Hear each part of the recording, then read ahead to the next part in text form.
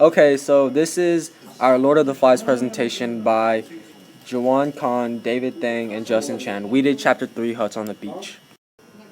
This is Justin, and it was my job to analyze and interpret the conflicts that occurred between Jack and Ralph in this chapter. This chapter is vital because it's really the first part of the book where we see Jack reveal his savage, rule breaking attitude, and it's something that continues to grow throughout the rest of the book. Along with that, it foreshadows the battle for power that will later happen between Jack and Ralph.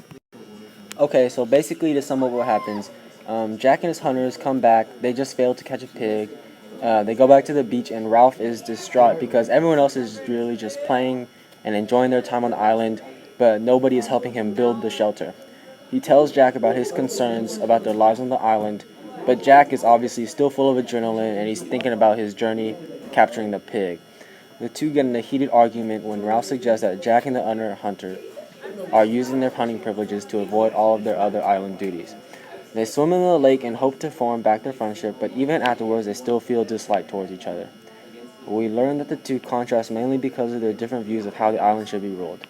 Ralph is interested in the overall good of the island and staying safe, whereas Jack wants bloodlust and power, as well as a lot of honey. Suddenly, Jack shouted in rage, "Are you accusing?"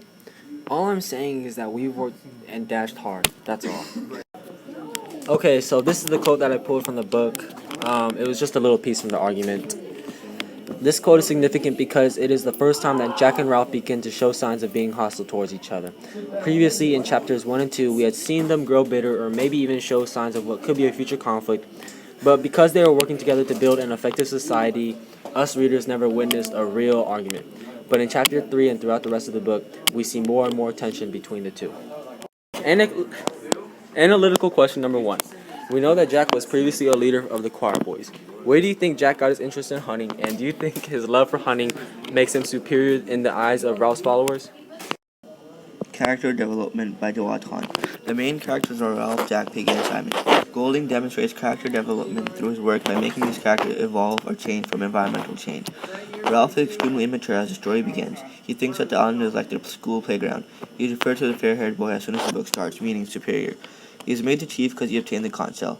Ralph starts evolving and shows maturity, but how do we know he's becoming more like a leader? When Jack was given the authority to watch over the fire, and he abandoned it, Ralph quickly commanded people to set the fire. He also set a meeting to make sure people knew what their assigned tasks are. The main characters in this story are Ralph, Jack, Piggy, and Simon. Golding demonstrates character development through his work by making his characters evolve or change because of their environment. Ralph is the leader of the island. Ralph is extremely immature as the story begins. He thinks that the island is like their school playground. He's referred to the fair-haired boy by the narrator as soon as the book starts, meaning he is technically physically superior in looks. He is made the chief because he obtained the conch shell. Ralph starts evolving and he shows maturity, but how do we know that he's becoming more like a leader? When Jack was given the authority to watch over the fire and he abandoned it, Ralph quickly commanded people to set the fire. He also set a meaning to know that people know what their assigned tasks are. In the beginning, Jack is a very disciplined schoolboy, but he starts getting jealous over Ralph's authority. Jack tries gaining power by starting to hunt with his little group, the choir. When Jack starts hunting, he is quickly given significance. Because of Jack's irresponsible act, the fire is gone when it is needed. This makes Ralph mad. When Ralph gets mad at Jack, Jack starts revolting, and problems start arising between the two leaders. Piggy is one of the is representing the intellectual side of the island.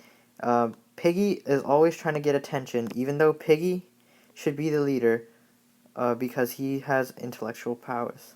Piggy doesn't evolve much throughout the chapter, but he starts gaining Ralph's attention. Simon, however, is very different from both Ralph and Jack. He devours nature and tries to take advantage of it. He also likes the little ones and helps them. Simon is extremely important because he's the only one who with Piggy helps Ralph and the little ones. The quote chosen to represent character development goes with Jack saying, "But we want meat," and Ralph replying, "And I work all day with nothing, but Simon and you come back and don't even notice the huts." "I was working too, but you like it," shouted Ralph. "You want to hunt while I—" They faced each other awkwardly, and after a while Piggy was lying flat, looking down into the brilliant water. People don't help much. He wanted to explain how people were never quite what you thought they were. This quote shows character development in both Jack and Ralph, with both of them becoming more independent from each other and having their friendship crumble slowly. Analytical question number 2. In your opinion, what was the main factor in Jack and Ralph growing more and more hostile towards each other? The setting of the story when Simon left off depicted a place on the island that was very bright and cheerful. It was a place filled with an abundance of sunshine, and many of the young'uns were seen playing around in this area. The place was filled with pretty flowers and fruits for all the young'uns to eat. Later on, Simon moved along the path to where the jungle thickened with life. It was a place where creepers laid both in the canopy, in the forest, and the feet of Simon. As he progressed along the path, he became witness to more and more flora and fauna. Bees, seagulls, and exotic blossoming flowers seemed to engulf Simon's stimuli, and the scent of the flowers were said to take possession of the island. The setting of Chapter 3 represents the beauty of nature before it becomes tainted by the likes of man, like seen in The Scar. The setting and imagery from Chapter 3 can also be interpreted in a different way. As beautiful as the island may seem, the children here are still stuck here, and it is beyond their will to escape.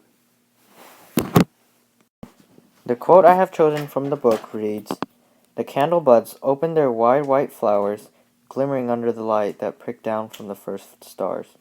Their scent spilled out into the air and took possession of the island."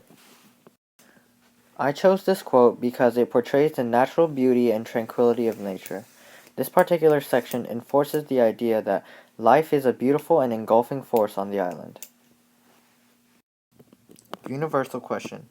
How does their society compare to ours in terms of leadership and social hierarchy?